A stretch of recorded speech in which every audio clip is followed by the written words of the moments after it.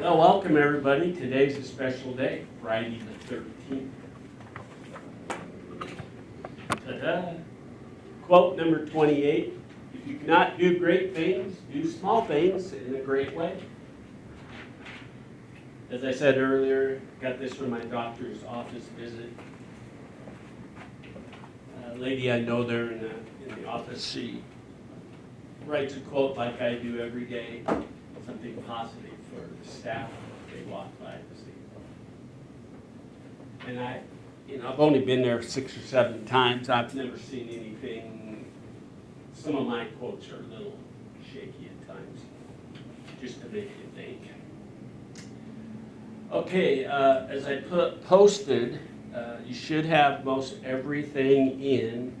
You could still get things in, but it would be considered late after today. Some points taken off or whatever. But I think most of you that are here have your stuff all turned in.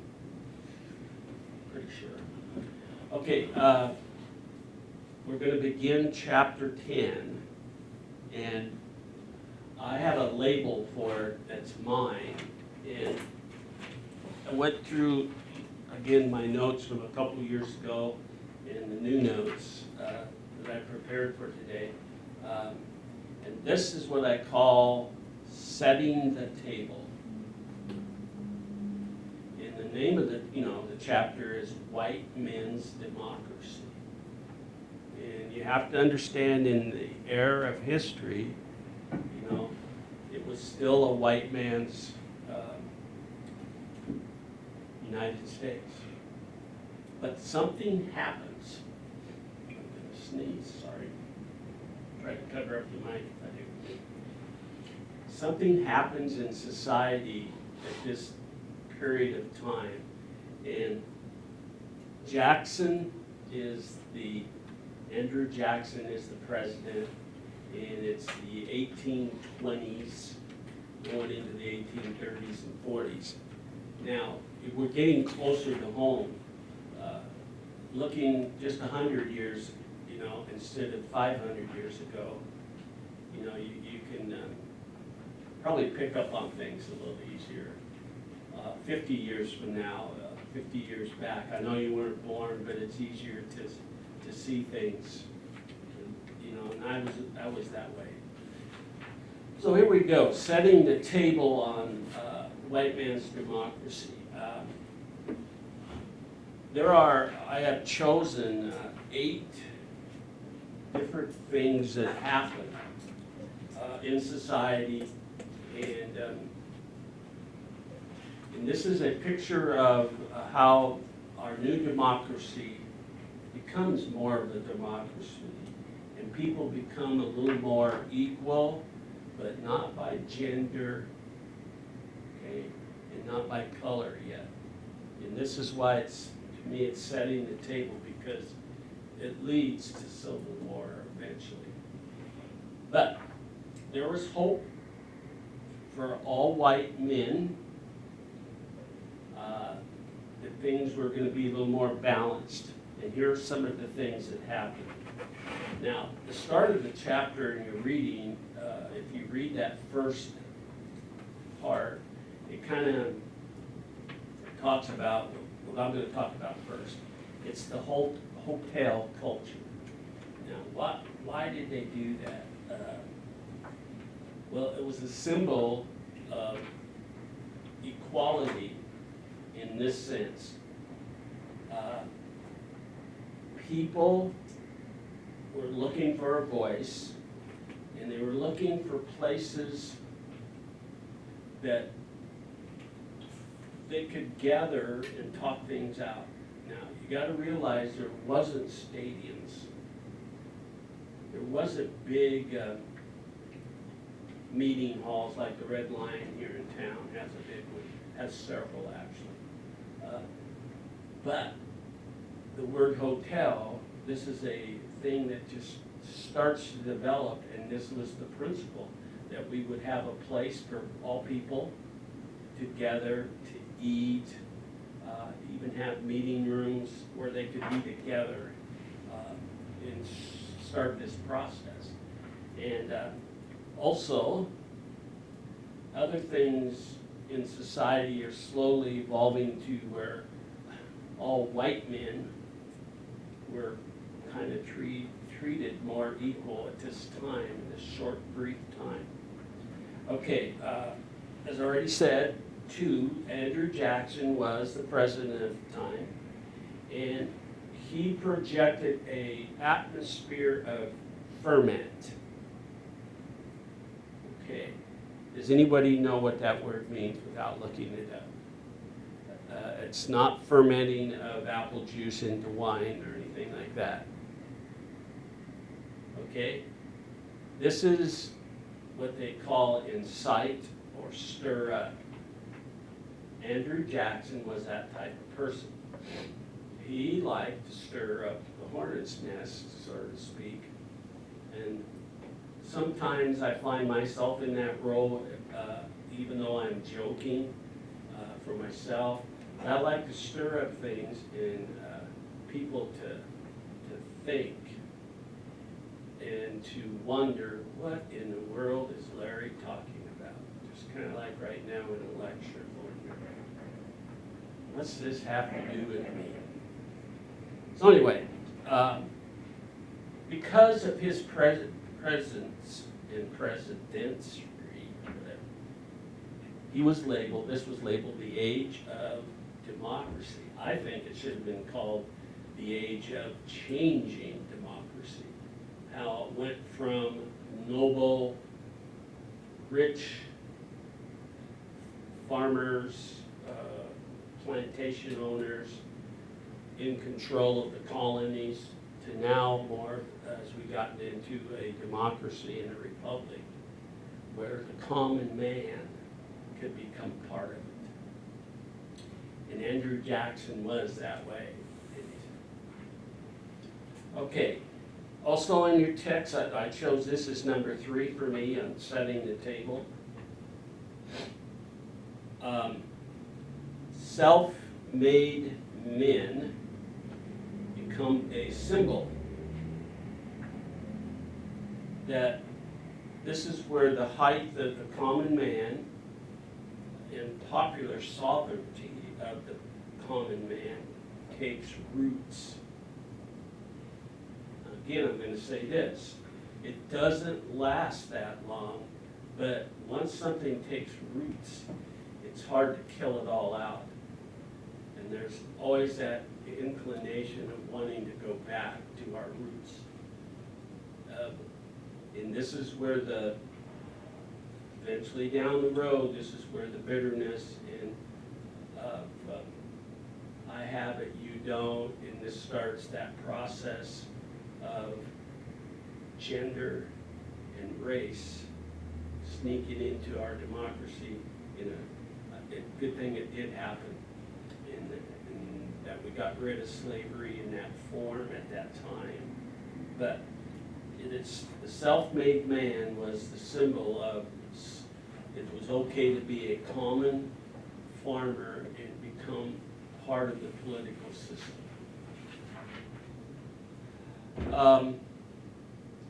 Number 4 for me, setting the table. Society changes not only in its thinking, but the way they dressed.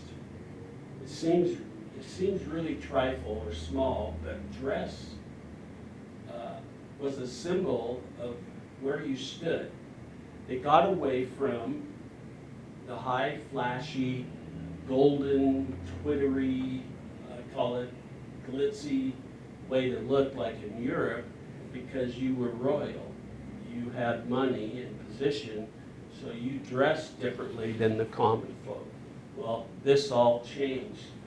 The social style of dress, again, it's white male, and there was a picture in your text of Andrew Jackson, and people started, men particularly, started dressing like Nancy back there, all in black. Black was a symbol of, and Johnny Cash even said this in his song, of the common man, of the person struggling, and that we're all here together. And they didn't want to be known as the European monarchs in the church. Why does a minister in the Church of England need to wear a crown of jewels to preach a sermon? Far-fetched idea, but why do they need all this dress-up stuff? Okay, now, before I go to 5, 6, 7, and 8, I want to interject this, and I have mine in big bold red. This is the danger signs. And we got this movement going, but these other things that we've briefly talked about are becoming the new danger signs. Okay, we talked about the 4 steps in what? Last chapter. Highways, railroads, canal, well, the 4 modes of transportation, if you remember those, you should. But because of that, this danger sign, I'm going to label these A, B, C. These 3 danger signs evolve. And the first one is the industrialization of New America. Now, when you begin, your first hint last chapter was the first textile factories up north, and I asked you Cotton Mill, the town, and okay, that was a form of new industrialization where people came together in a work situation in a large building and put things together. It wasn't like Henry Ford yet, but they came and did the sewing in one room. You know, they just the way they did. And there was another element. I have products I give to you, not the trading products, but I have the wool, and I'll give them to you, and you're going to make a coat, and you're going to give it to this store owner, and then she's going to sell it. That kind of thing was going on. Now, industrialization was located, the new mode of industrialization was located in cities. Now, I don't think I emphasized how much growth in certain areas were developed. Remember, I know I talked about where did most trading centers develop? Well, at forks in the river, usually one of the passages of a canal, river, major. They didn't really have major highways as we call them, but better road, you know, all headed to one area or originated, and then the cities grew from that. And we probably had, in the 1820, we probably had 5 or 6 major cities. Okay, industrialization then created jobs, but it also created people had to stay. And guess what happens? The textbook hints that we've got all these people working in this industry at one wage, and we only can afford so much. So it started putting people into classes. Okay, you still have the common man and the elite man merging together and going politically, but now you see the breaking into a class of people that are just workers. And not everybody could go and become part of the political system. So guess what? I need money, I need things for my family, so I go to work that way. So that was that's like one of the danger signs. Okay, so other things started to happen, good and bad. B, they called the label the learned professions. And some examples would be your doctors, your lawyers, things that you went to school to specialize, engineering, you know, that kind of thing. Now, what happens, this is the danger sign, only the gifted that had money or inheritance could afford to do that.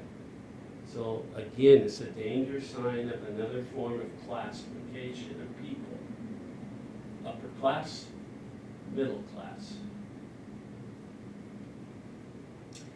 Now, C, and it's a big one, in my opinion, is the way religion changed. In your text, it says, clergy were under laity, L-A-I-T-Y. That means, in this sense of American history, they were distinct or ordinary. The religion in New America, the Protestant religion, no longer was top dog, like in Europe, where the Church of England and the monarch, king and queens ruled. Okay, the clergy in New America become just common. And there was a lot of classes of religion. You know, the Protestants came, Puritans came, the Calvinists came, you know, from England to get away from it. All of them got to get away. Now, the smart people in the clergy saw this, and what they did to try to counter it was to be evangelistic. You know, the hallelujah, brother, come to the prayer meeting, we got something for you. And then that leads to a class change in religion. I don't know if you knew this, but later in history we're going to be looking at this. The Catholic Church evolves to become what the common folk religion. If you were a Presbyterian, you had more money and wealth. If you were a Lutheran, you know, even though the Catholic Church was the largest of them all, it was considered the religion for the ordinary people. And you can see how religion has put itself into class. Instead of just being one God, one religion, so you can see how that affects society in the American way. Okay, those are the danger points and interjected right in the middle here. Okay, back to my setting the table, number 5. The invention, it's already been invented, but the progression of the printing press, but the flex of how to get information out. They didn't have TVs yet, or radio, but newspapers, magazines, how to get out your information become a big, big deal. And it is titled 5, Journalism. It becomes an occupation. I have many friends, at least 5 I can think of right off the top of my head, that become journalists and became a profession, and they went to college to be a certain type of journalist. So this is the start of swaying public opinion, I'm going to say.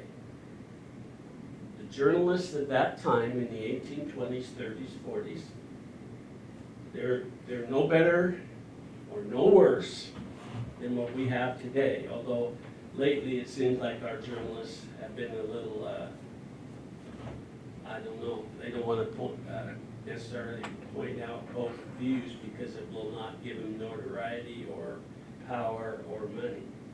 It won't sell copies. And of course, you already know why you don't sell a lot of copies. It goes to this and those things. Anybody got one in front of them? Computers. It's like the Tri-City Herald newspaper. Might be 7, 8 pages total weekday without ads.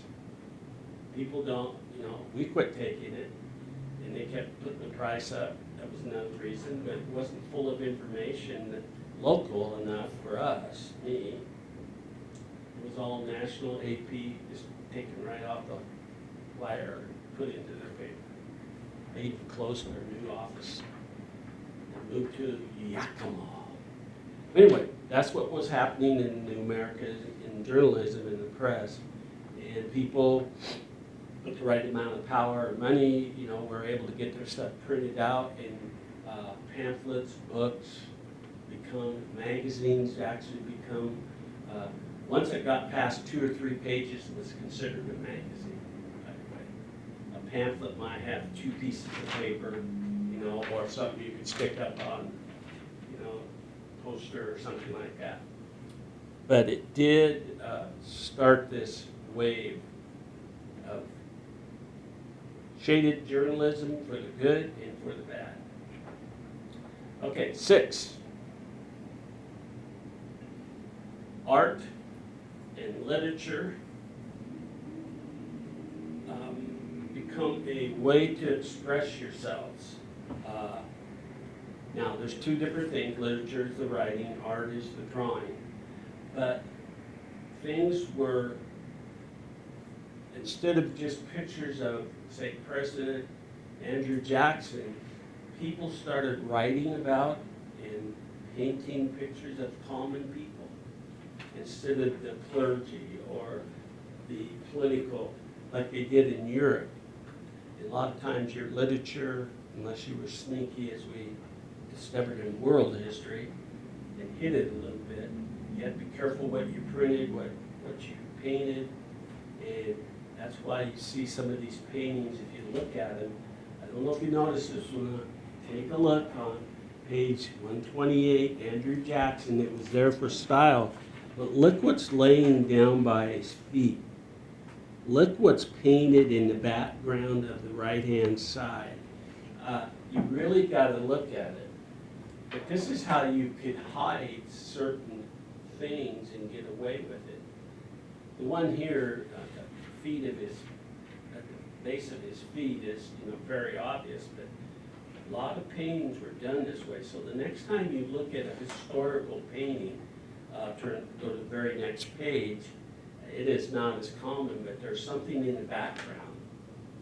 And it symbolizes, and if you look at it, it's a blue door, and look who's peering through the blue door. And what is that? Think about it. And it represents something, but that's how the new literature and new art forms got implanted in. Now, just about today, you can do just about anything, but you had to still be very careful, and people were hesitant. But the changing of writing to the common folks and base it on love, happiness, going for your emotions. You can see how that can change your way of life, make you feel better. Also can get you riled up. But journalism was a big thing, and this is the beginning of it, of the true profession and the effects it has on the site. Okay, 7 is part of this, but it's the drama, I call, of journalism, but it's a movement towards romantic and open feelings. You could start to express yourselves, but there's always a but in there. In order to do that, you had to go around about, and the first thing that people did was, we could express how we feel, what's going on in society through theater. Okay, it's not movies like you guys are used to, but actually going to a Shakespearean festival play. Plays and theater, you could get away with. The music that you played, you could get away with in set tones. And this is a change. This is the movement towards open feeling. The old European style was stoic, calm, blah, gray and black, you know. It's to the, somebody got some real, here's a real good example for watershed, you know, it's really colorful. But, you know, getting out of that mode, New America and the democracy, there's this movement. And to get rid of that and yet express yourself, because people are still concerned about our new democratic republic. Were they going to turn around and put you down or attack you or imprison you? Well, it turns out, no. We weren't like the old monarchs and dictators of European style. And this is another way to America express itself. The way it dressed, the way it looked, the way it sang, the way it talked, the way it involved, right now, white male, common men to become part of all this. Can you imagine back in the hotel thing? I am very, very well off. Cody's not, but Cody and I are dressed pretty much the same, and we could go to the same place and sit down and eat. The only requirement was you had to pay for it. He had the money, he could be there. Not because he had the highest status, but he was welcomed as much as I was, and I didn't have a special place to sit.